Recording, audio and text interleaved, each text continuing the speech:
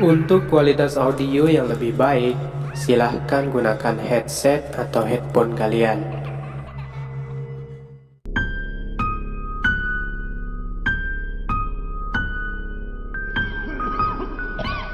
Bagi kalian yang punya cerita horor atau pengalaman menyeramkan, silahkan bisa dikirim melalui email yang ada di deskripsi.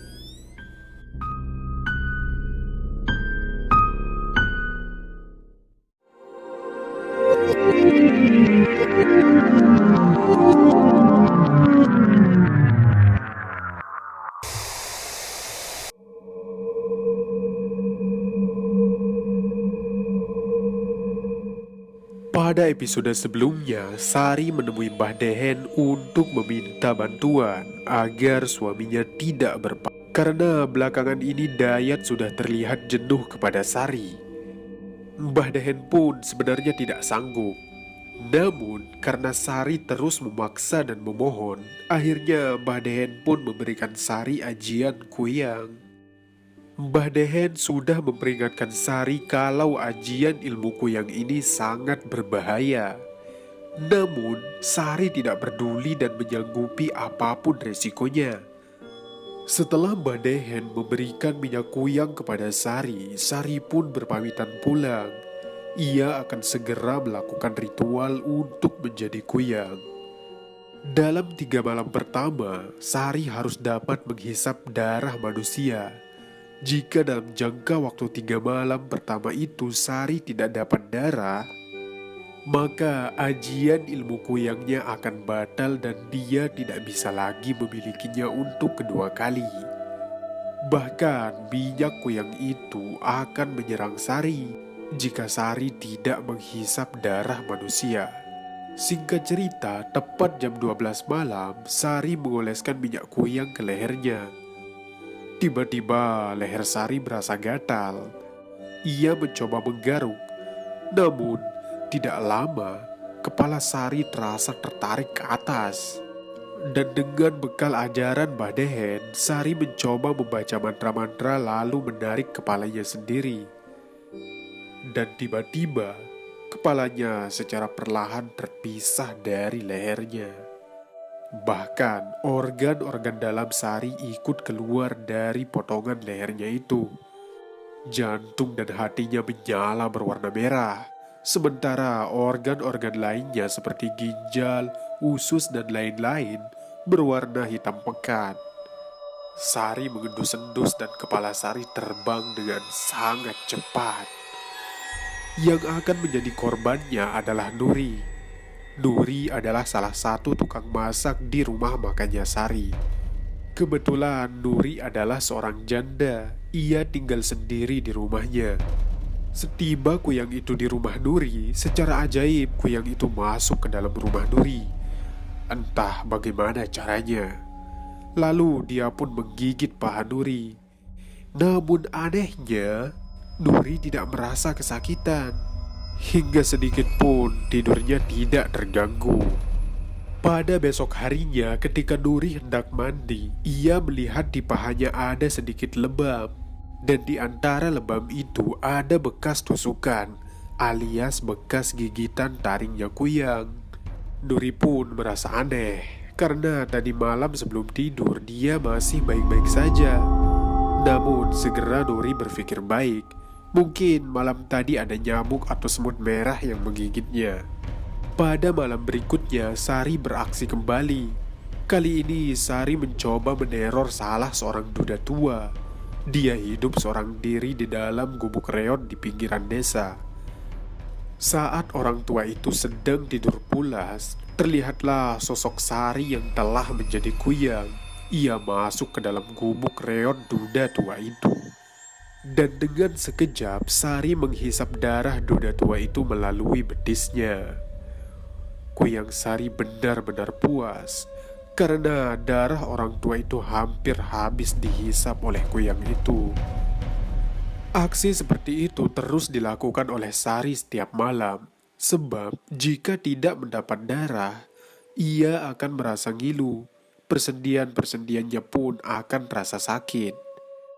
Selang beberapa hari setelah Sari menghisap darah si duda tua, terdengarlah berita kematian duda tua itu. Kabar itu sampai juga di telinga Sari, namun Sari cuek saja. Dia sama sekali tidak merasa bersalah. Karena yang terpenting baginya adalah Dayat akan selalu menjadi miliknya. Benar saja, semenjak Sari memiliki ajian Kuyang, Dayat semakin betah di rumah. Sebab karena ajian Kuyang itulah Sari menjadi terlihat lebih muda dan segar di mata Dayat. Karena hal itu juga, Sari menjadi lebih perkasa di atas ranjang. Sari benar-benar membuat Dayat ketagihan. Oleh karena itulah, mau tidak mau Sari harus tetap menghisap darah. Dayat suaminya bukannya tidak tahu masalah itu. Sebab seringkali Sari berubah menjadi Kuyang di depan Dayat. Namun Dayat seolah tidak peduli. Justru dia tambah cinta kepada Sari. Jelas itu semua karena pengaruh ajian Kuyang milik Sari. Singkat cerita, pada suatu malam saat Kuyang Sari tengah terbang mencari mangsa, ia dilihat oleh seorang warga. Warga yang melihatnya hanya sekejap saja, tetapi jelas sekali. Kepala terbang bersama usus, hati, dan ginjal. Warga yang melihat sosok Kuyang itu pun bergidik geri lalu segera pulang ke rumahnya. Dan pada keesokan harinya, berita tentang penampakan hantu kepala terbang itu pun menyebar ke seluruh penjuru kampung. Meski begitu, warga tetap beraktivitas seperti biasa. Karena banyak warga yang tidak percaya akan penampakan kepala terbang itu. Hingga pada suatu malam, ada seorang perempuan yang melahirkan anak pertamanya. Persalinannya dibantu oleh dukun beranak bernama Nyi Ranum. Nyi Ranum memang dukun andalan di kampung itu.